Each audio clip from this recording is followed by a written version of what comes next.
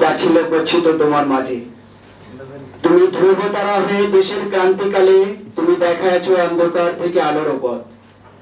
তুমি এনেছো রাজনীতিতে শুদ্ধতা, তুমি শিখেছো রাজনীতির শ্রেষ্টাচার, তুমি সৃষ্টি করেছো রাজনীতিতে এক নতুন ধারা, তুমি ঘটাইছো রাজনীতিতে আমূল পরিবর্তন, তুমি সৃষ্টি করেছো রাজনীতিতে এক অনন্য উদাহরণ।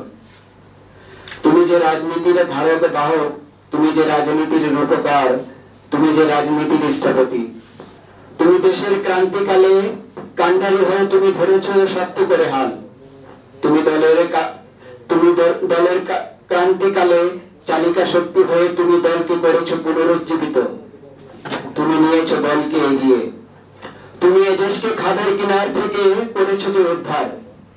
তুমি দেশকে নতুন করে দিয়েছো যে প্রাণ। তুমি ঘটাইছো উন্নয়নের অগ্রযাত্রা। তুমি যে চির সংগ্রামী, তুমি যে চির আপসীন নেত্রী, তুমি যে অনন্য, তুমি যে অসাধারণ। তুমি তোমার জীবদ্দশায় শত কষ্ট, শত অন্যায়, অত্যাচার আর অবিচারের মাঝেও তুমি কখনো করনি কারোর সাথে কোনো আপোষ।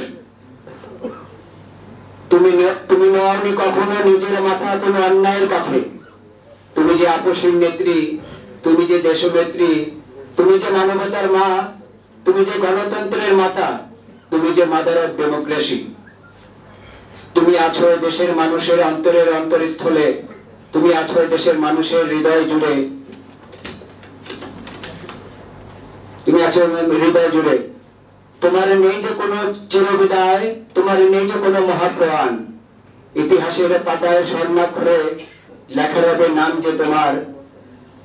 তুমি অনন্তকাল বেঁচে রবে এদেশের মানুষের হৃদয়ে চির অমর হয়ে।